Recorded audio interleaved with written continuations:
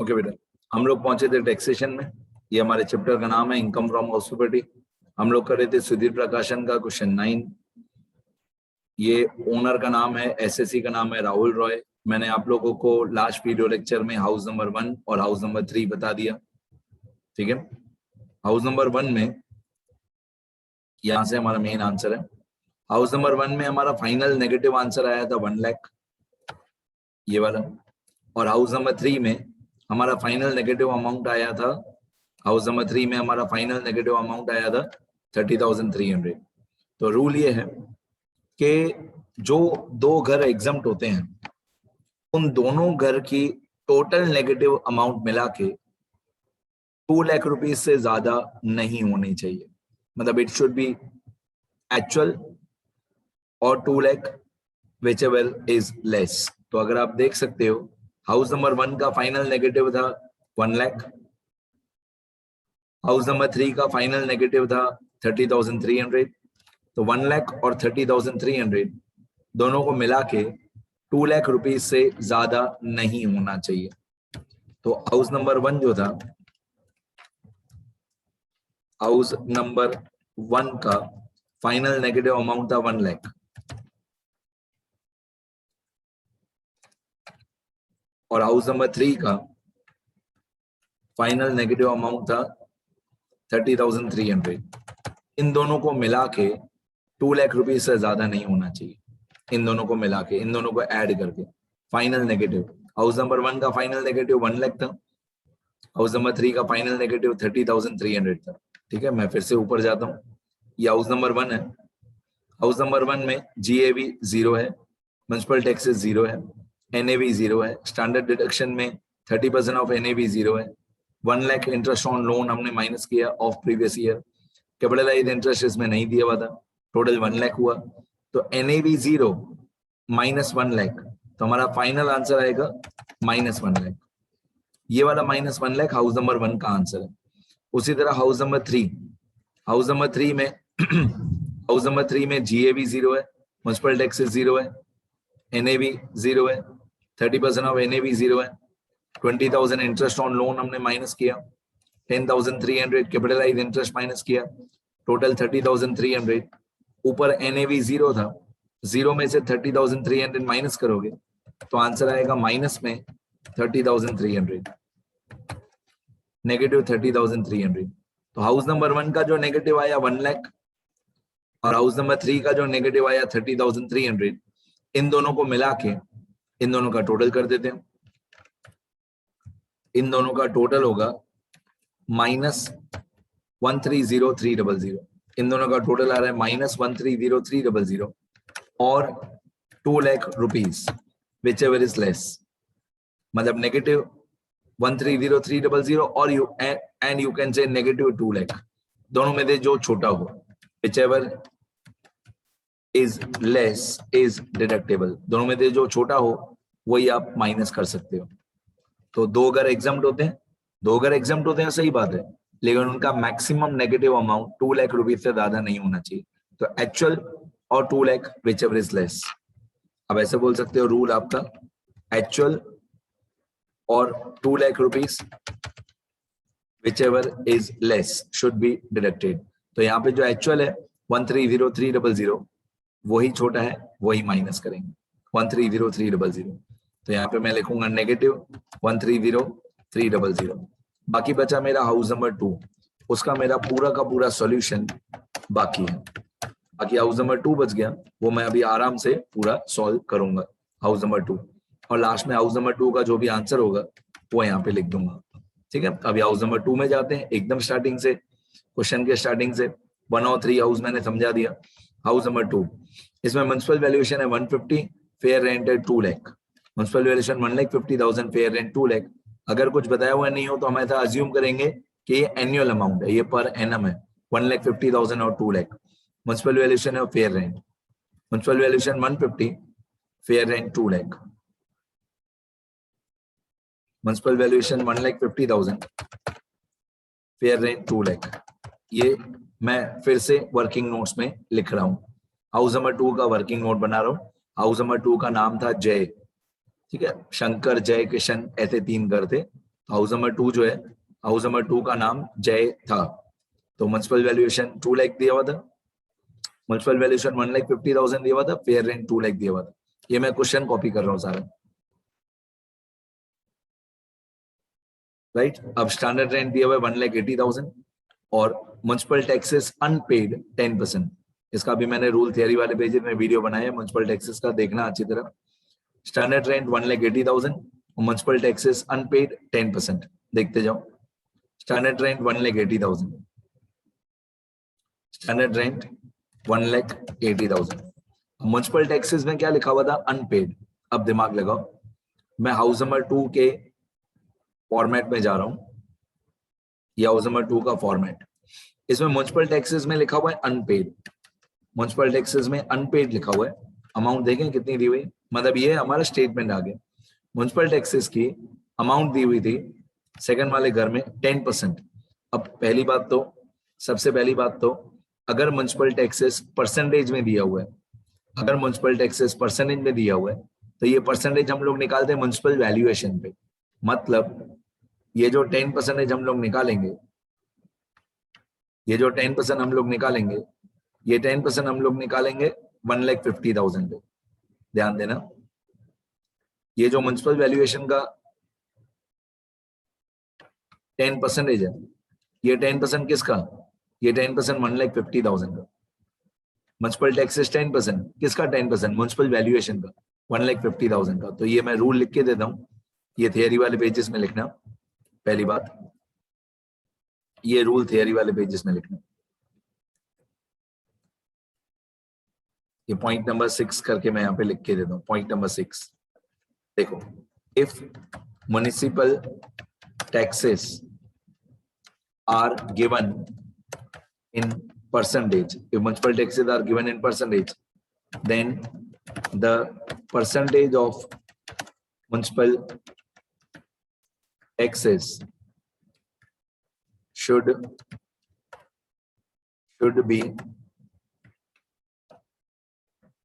be calculated on municipal valuation।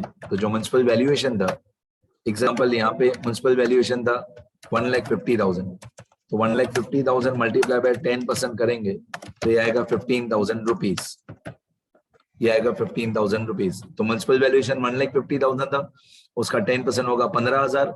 लेकिन ये 15,000 15,000 मैं नहीं लिखूंगा। क्यों नहीं लिखूंगा? मैं यहाँ पे हाउस नंबर 2 में म्युनिसिपल टैक्सेस लिखूंगा 0। क्यों 0? क्योंकि क्वेश्चन में लिखा हुआ है अनपेड। ठीक है, म्युनिसिपल टैक्सेस हमको चाहिए होता है paid during previous year by landlord.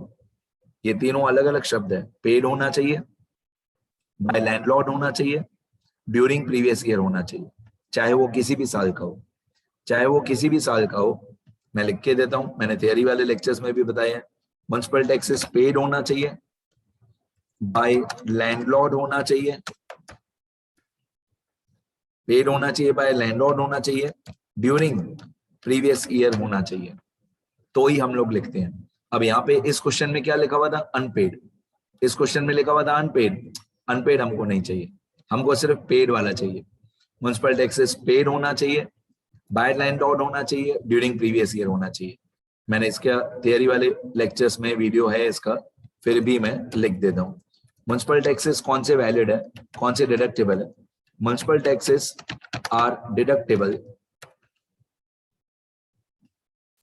only if, first point, it is paid by landlord during previous year। तो पेड होना चाहिए, बाय लैंडलॉर्ड होना चाहिए, ड्यूरिंग प्रीवियस ईयर होना चाहिए। तो बाय लैंडलॉर्ड को लैंडलॉर्ड्स बर्डन भी बोलते हैं, ऐसा भी बोलते हैं, लैंडलॉर्ड्स बर्डन। मतलब टेनेंट बर्डन हो तो वो नहीं चाहिए, लैंडलॉर्ड बर्डन हो तो वो चाहिए। ठीक है, तो municipal taxes are deductible only if it is paid by landlord during previous year, चाहे किसी भी साल का पेड हो, but it should be paid during previous year. Of any other year चलेगा, but it should be paid during previous year. ठीक है, तो ये अनपेड था इसलिए मैंने 0 कर दिया। आगे फिर लिखा हुआ है पेमेंट फॉर टेनेंट्स एमिनिटीज 12,000। अब ये जो टेनेंट्स एमिनिटीज है 12,000, ये वर्किंग नोट्स में जाएगा। टेनेंट्स एमिनिटीज 12,000, ये वर्किंग नोट्स में जब हम जीएवी के कैलकुलेशन करेंगे, इसमें स्टेप 2 में एलएचएस में expenses on providing tenants amenities, यहाँ पे 12,000 आएगा, यहाँ पे 12,000 आएगा। Expenses on providing amenities to tenant, मतलब ये हमारी मेन स्टेटमेंट में नहीं आएगा।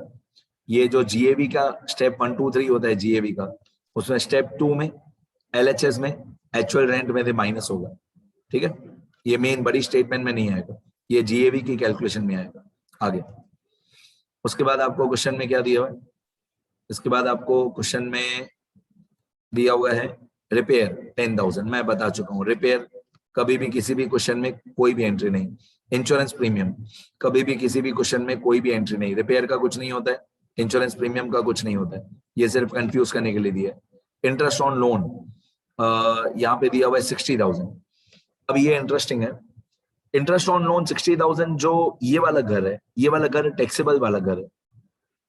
जो टैक्सेबल वाला घर होता है ना, उसमें जो टैक्सेबल वाला घर होता है उसमें maximum deduction of interest 2 lakh rupees का रूल लॉ अप्लाई नहीं होता है। जो maximum 2 lakh rupees deduction allowable है वो खाली एग्जम्प्टेड वाले घर में, टैक्सेबल वाले घर में नहीं। टैक्सेबल वाले घर में 2 लाख रुपए से ज्यादा इंटरेस्ट हो तो भी हम लिखेंगे, राइट। तो टैक्सेबल वाले घर में ऐसा कोई रूल नहीं, राइट है। इसका भी अलग से वीडियो लेक्चर है थियरी वाले पेजेस में। मैं फिर से बोलता हूं, टैक्सेबल वाले घर में 60,000 इंटरेस्ट है, सारा लिखो। 1/5 ऑफ कैपिटलाइज इंटरेस्ट है, सारा लिखो। 60,000 भी लिखो, 30,000 भी लिखो। 60,000 तो सारा लिखेंगे। चलो एक एक करके शुरू करते हैं। ये सेकंड नंबर घर में गया मैं, हाउस नंबर 2, ठीक है। मैं एक काम करता हूँ, कलर चेंज कर देता हूँ, जैसे आपको दूर से हाउस नंबर 1 और 2 दूर से दिखे। ये हमारा हाउस नंबर 1, इसके कलर्स चेंज कर देता हूँ मैं तीनों घर के। ये हाउस नंबर 1, इसको येलो कर देते हैं, ठीक है। यहाँ से हाउस नंबर 2, इसका कलर चेंज कर देते हैं, तो दूर से आपको दिखेगा कौन सा हाउस 1 है, कौन सा हाउस 2 है। ये हाउस नंबर 2, ठीक है।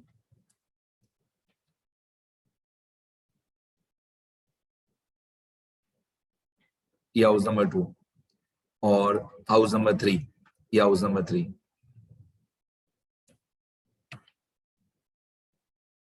तो आपको दूर से भी दिखे कि कौन सा हाउस कौन सा है, राइट।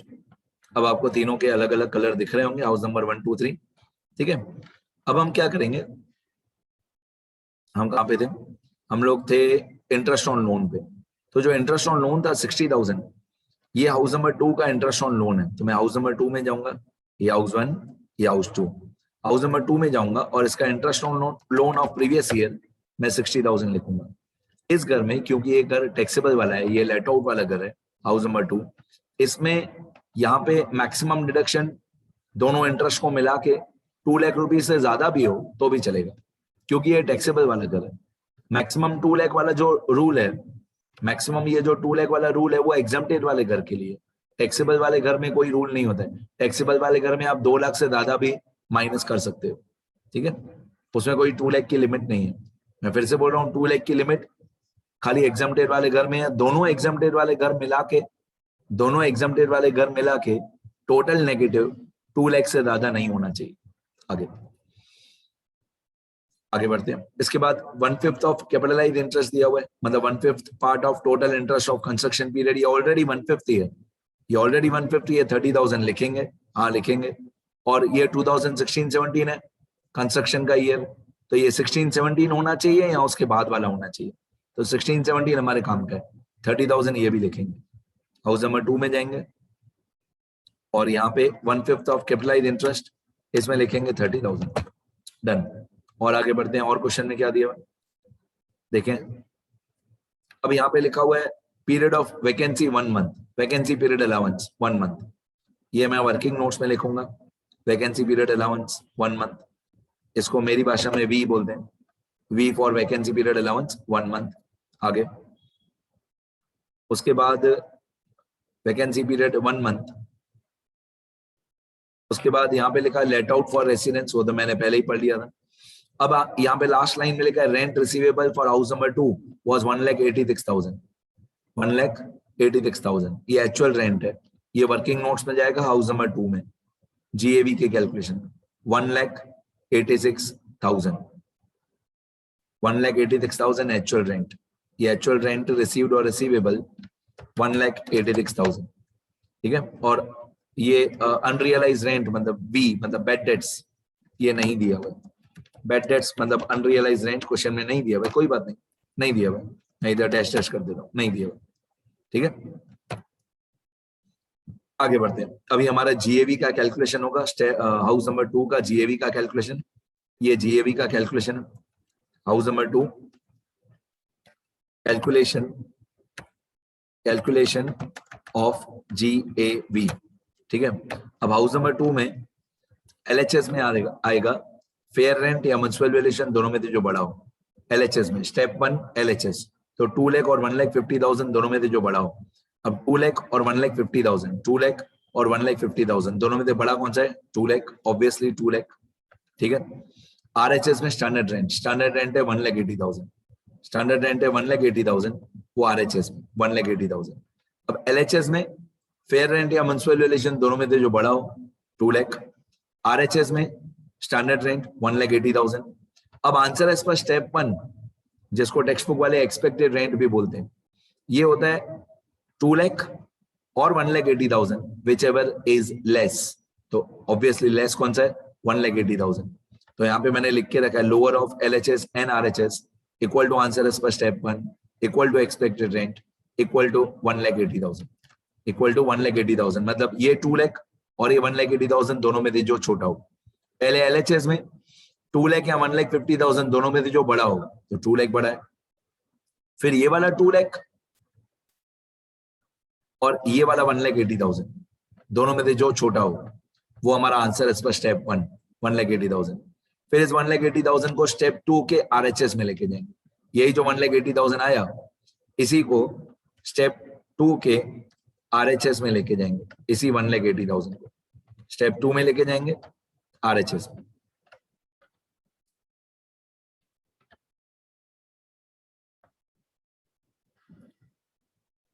डन। और आगे बढ़ते हैं।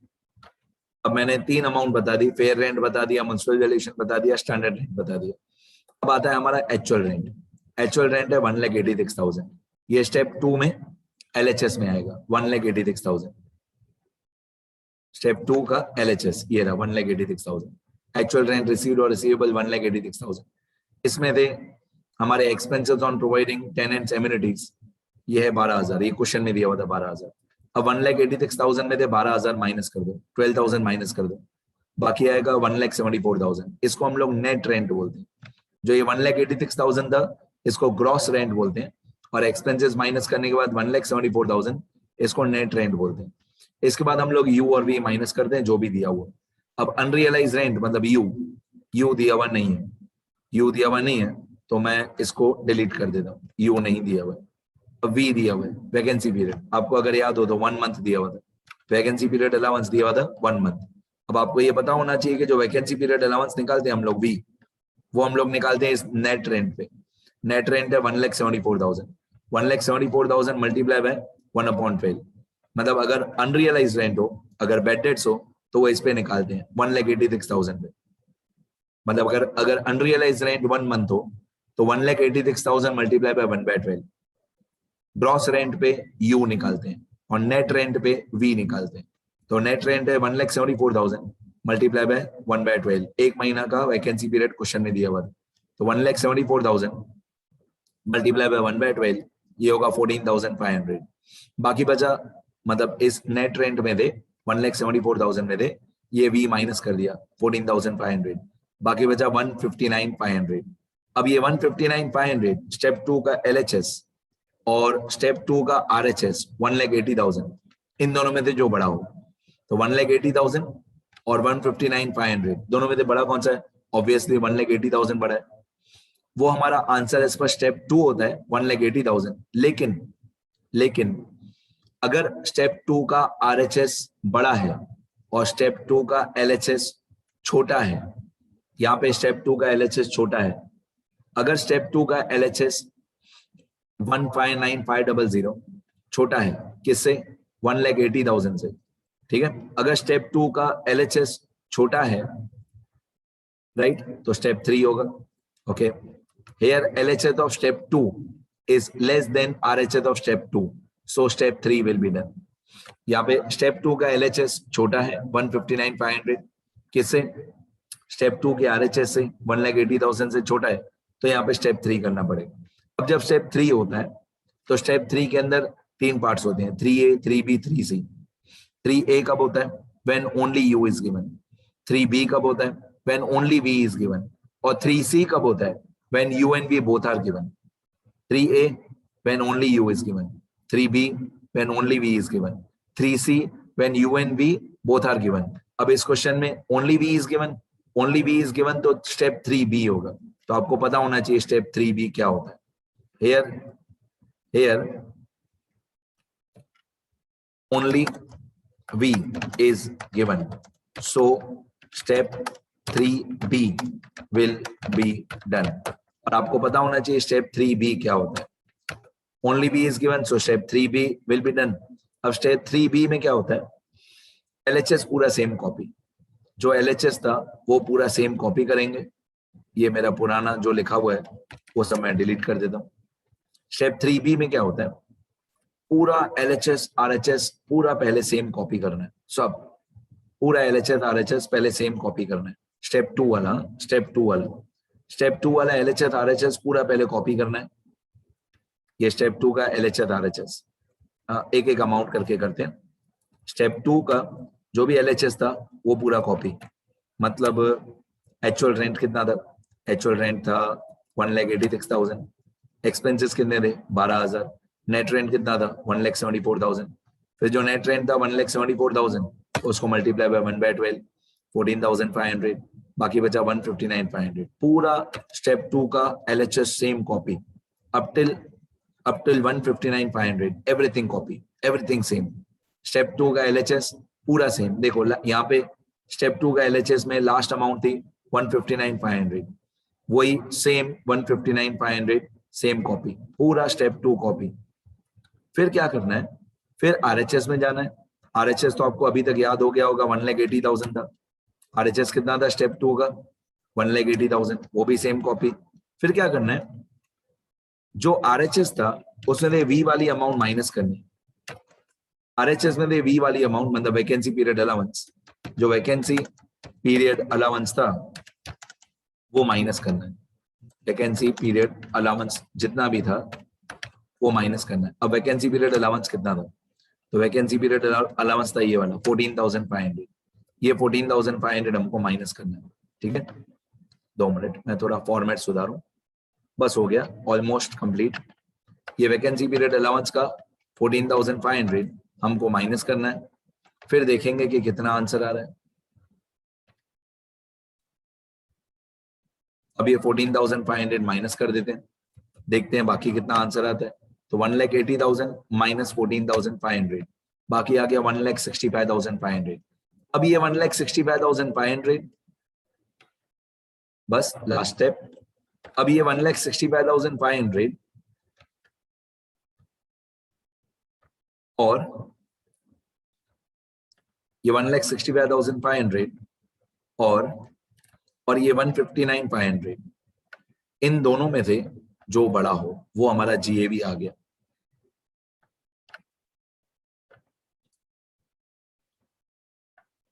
इन दोनों में से whichever is higher, मतलब एक स्टेप 2 का LHS तो पूरा कॉपी किया, ये एक्चुअली हमारा स्टेप 3B है, लेकिन पूरा स्टेप 2 का LHS कॉपी किया सेम पूरा 159,500 तक। जो स्टेप 2 का LHS था वो स्टेप 3B का LHS है। फिर RHS भी पूरा कॉपी किया, बस RHS में 1,80,000 के बाद एक अमाउंट ज्यादा लिखी 14,500।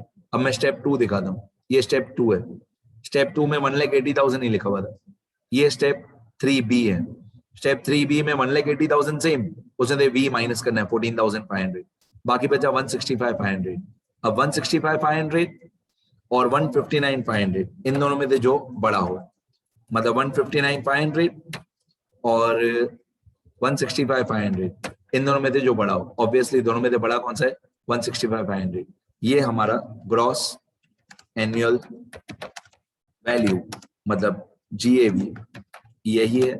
यहां से हमारा 165,500 जो है इसको लेके जाएंगे हम स्टेटमेंट में, इसको हम अपनी स्टेटमेंट में लेके जाएंगे। Statement showing the taxable income from house property, उसमें ये 165,500 लेके जाएंगे। ये हमारा GAV है, यहां से हमारी स्टेटमेंट स्टार्ट होगी 165,500। देखते रहना 165,500। ठीक है, अब मैं स्टेटमेंट में जा रहा हूं, सब लोग ध्यान से देखना। ये स्टेटमेंट में आ गए, हाउस नंबर 2 में आ गए, या हाउस नंबर 2 में आ गए। हाउस नंबर 2 में यहाँ पे GAV में मैं लिखूंगा 165,500। ये हमारा GAV आ गया, जो हमारा नीचे वर्किंग नोट्स में आंसर आया था। लेस म्युनिसिपल टैक्स 0 क्योंकि अनपेड था, तो बाकी कितना बचा, तो 165,500 माइनस 0, बाकी बचा 165,500। इस 165,500 का 30% हम लोग माइनस करेंगे। जो ये 165,500 आया इसका 30% तो इक्वल टू ये जो भी हमारा NAV आएगा 165,500 इसका 30%। 165,500 multiply by 30 divided by 100, right. तो वो हमारा यहाँ पे स्टैंडर्ड डिडक्शन होगा, मतलब जितना भी NAV है 165,500 मल्टीप्लाई बाय 30 डिवाइडेड बाय 100, तो ये हमारा स्टैंडर्ड डिडक्शन आ गया 49650, मतलब NAV का 30%, 49650। बाकी दोनों लोन, दोनों इंटरेस्ट ऑन लोन तो हम पहले ही लिख चुके हैं, एक 60,000 एक 30,000। अब तीनों लेस का टोटल करेंगे, मतलब पहला लेस है 49650, दूसरा लेस है 60,000, तीसरा लेस है 30,000। तीनों का टोटल आ गया 139,650। एक था 30% ऑफ NAV, एक 60,000 एक 30,000, तीनों का टोटल है 139,650। अब जो हाउस नंबर 2 का NAV था 165,500, इसमें थे तीनों लेस का जो टोटल आया 139,650 वो माइनस, मतलब NAV में थे तीनों लेस का जो टोटल आया वो माइनस 165,500 माइनस 139,650। बाकी हमारा आंसर आ गया, 25,850। ये हाउस नंबर 2 का आंसर आ गया। इसको लास्ट स्टेटमेंट में लेके जाएंगे 25,850। यहाँ पे हाउस नंबर 2 का आंसर कितना आया था, हाउस नंबर 2 का आंसर 25,850। हाउस नंबर 2 का जो आंसर आया था 25,850। अब हाउस नंबर 1 में लॉस था, हाउस नंबर 3 में भी लॉस था, दोनों सेल्फ ऑक्यूपाइड वाले थे। मैंने बार बार बताया जो मैक्सिमम नेगेटिव है 2 लाख वो दोनों एग्जम्प्टेड वाले घर को मिला के है, राइट। बाकी जो टैक्सेबल वाला घर है हाउस नंबर 2 उसमें कोई मैक्सिमम की लिमिट नहीं है। तो हाउस नंबर 1 और हाउस नंबर 3 को मिला के टोटल लॉस हुआ 130,300। हाउस नंबर 2 में प्रॉफिट हुआ 25,850। अब finally total taxable income from house property would be obviously negative आएगा ना, क्योंकि माइनस वाले का आंसर बड़ा है। तो माइनस वाले का आंसर है 130,300, प्लस वाले का आंसर है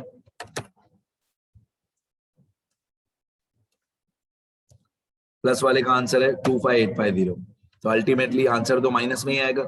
तो this is total taxable income की जगह पे हो जाएगा लॉस, ब्रैकेट में मैं लिख दूंगा लॉस। टोटल यू कैन से लॉस टैक्सेबल नहीं होता है, total loss from house property. ये इनकम नहीं है, ये लॉस है 104,450, 104,450। हाउस नंबर 1 और 3 को मिला के लॉस हुआ, हाउस नंबर 2 में प्रॉफिट हुआ।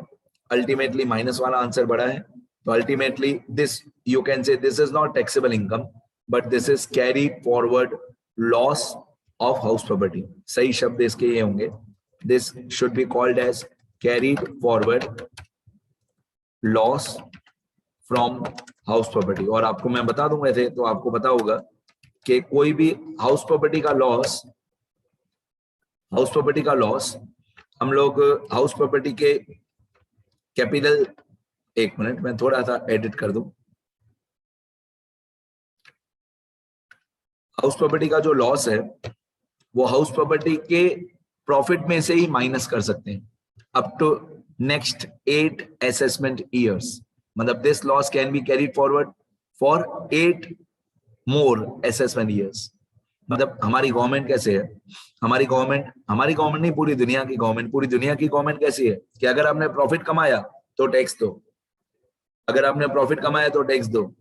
तो उल्टा होना चाहिए ना कि अगर हमारा लॉस है तो हमको गवर्नमेंट से टैक्स लेनी चाहिए ना, कि लॉस हुआ उनकी कंट्री में, हमको उल्टा होना चाहिए ना, नहीं। लेकिन हमारी गवर्नमेंट क्या बोलती है, नहीं, लॉस हो तो तुम्हारा, प्रॉफिट कमाया तो टैक्स भरो, लॉस हुआ तो कुछ भी नहीं। अगर लॉस हुआ हाउस प्रॉपर्टी में तो हमारी गवर्नमेंट क्या बोलती है, अगर हाउस प्रॉपर्टी में लॉस हुआ तो नेक्स्ट ईयर हाउस प्रॉपर्टी में से प्रॉफिट कमाओ, और नेक्स्ट ईयर जो हाउस प्रॉपर्टी में से प्रॉफिट कमाओ ना, उस प्रॉफिट में से ये वाला लॉस 104,450 माइनस कर देना। मतलब नेक्स्ट ईयर आपको कंपलसरी हाउस प्रॉपर्टी में से पैसे कमाने ही है, उस नेक्स्ट ईयर के प्रॉफिट में से ये वाला लॉस आप माइनस कर देना, बाकी जितना प्रॉफिट बचे उस पर टैक्स भरना। गवर्नमेंट को तो टैक्स से मतलब है, आपके लॉस से मतलब नहीं है। आप बोलोगे हमको लॉस हुआ, अभी आप टैक्स वापस दो, गवर्नमेंट बोलेगी नहीं, हम क्यों दें टैक्स, राइट। ये पूरी दुनिया की गवर्नमेंट के रूल्स। चले कोई बात नहीं, मेरा काम है समझाना। Now this loss can be carry forward for 8 years। ठीक है, अब मैं पूरा आंसर एक बार स्क्रॉल कर देता हूं, जैसे स्टार्टिंग से सब आपको देखे। ये मेरा नाम और नंबर है, कभी भी कुछ भी सीखना हो। ये क्वेश्चन है 9, यहां तक क्वेश्चन है।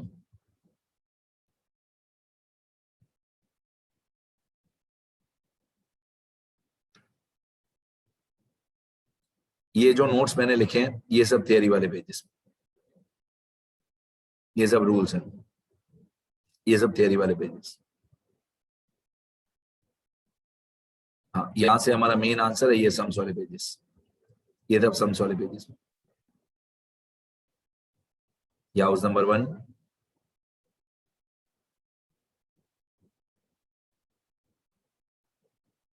या हाउस नंबर 2,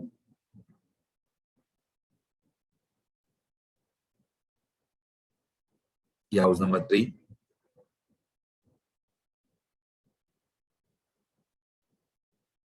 और फाइनल आंसर। हाउस नंबर 3 के बाद ये हमारा फाइनल आंसर। ये वर्किंग नोट्स सिर्फ हाउस नंबर 2 के, क्योंकि 1 और 3 तो एग्जाम था।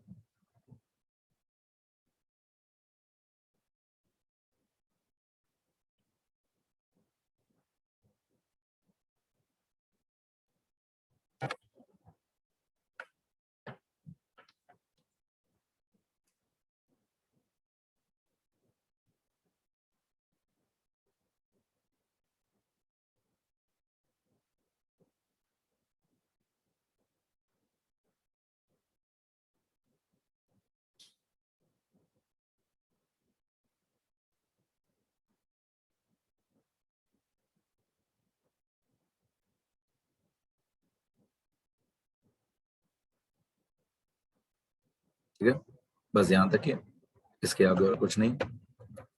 चलो लिखना शुरू करो, लिखोगे तो ही समझ में आएगा बेटा, बहुत इंपॉर्टेंट क्वेश्चन, लिखोगे तो याद रहेगा, ओरल ही नहीं होगा। जब तक आप खुद लिख के नहीं करोगे समझ में नहीं आएगा। प्लीज लिखो, शुरू करो।